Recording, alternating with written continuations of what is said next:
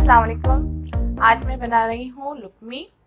और ये जो है कीमे के समोसों की तरह होती है और इसका शेप ज़रा चेंज होता है।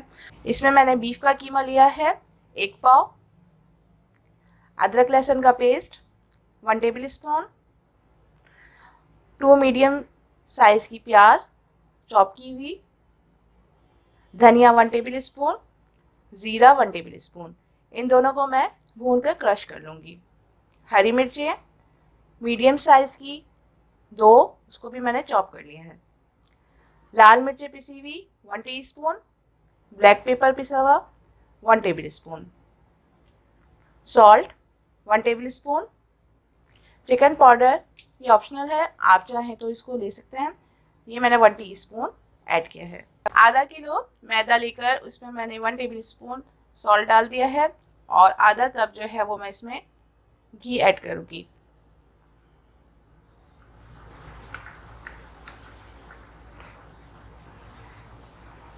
इसको इस तरीके से मिक्स करके अब आटा गूंथकर आधा घंटे के लिए इसको रख दें, जब तक जो है वो कीमा मैं बना लूँगी। 2 टेबल स्पून के करीब मैंने ऑयल लिया है और इसमें मैं प्याज डालकर आप उसको हल्का सा पकाएं,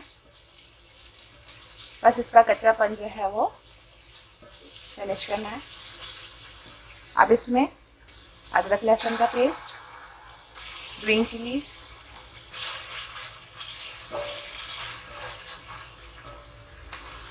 अब कीमा मैं ऐड कर दूँगी,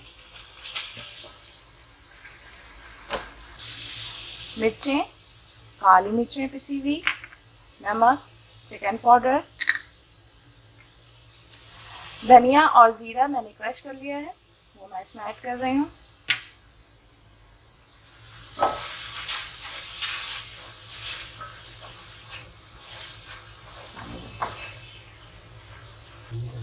अब ये सब अच्छे से मिक्स करके मैं इसमें 1 गिलास पानी ऐड कर रही हूँ ताकि ये अच्छे से गल जाए।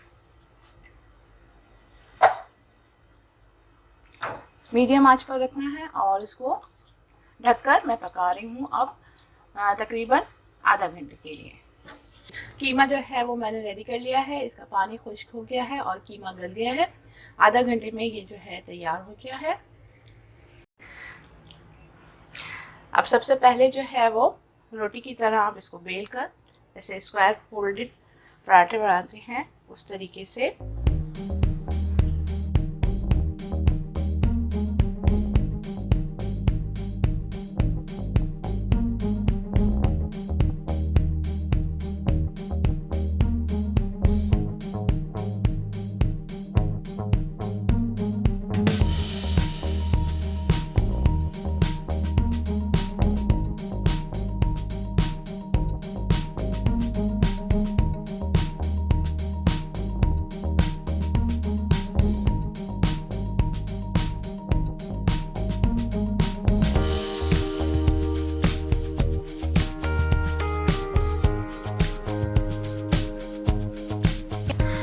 स्क्वायर जो है वो आप बेल लें या रेक्टेंगल में।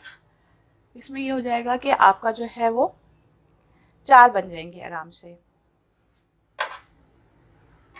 अब मैं 1 टेबल स्पून के करीब जो है वो चिकन इसमें रख रही हूँ। चारों तरफ मैंने रख लिया। अब मैं इसको नाइफ की मदद से कट कर लूँगी। बिस्मिल्लाह।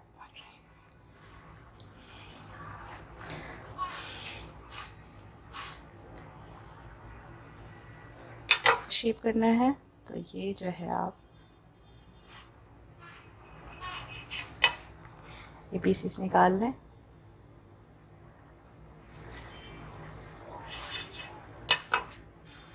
अब मैंने आटा घोल लिया है और ये इसको इस तरीके से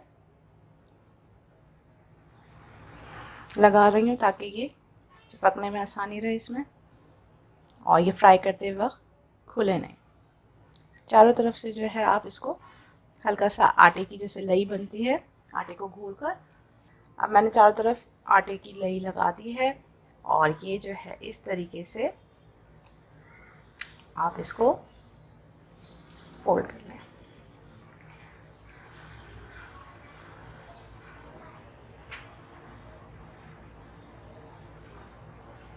आप फोक की मदद से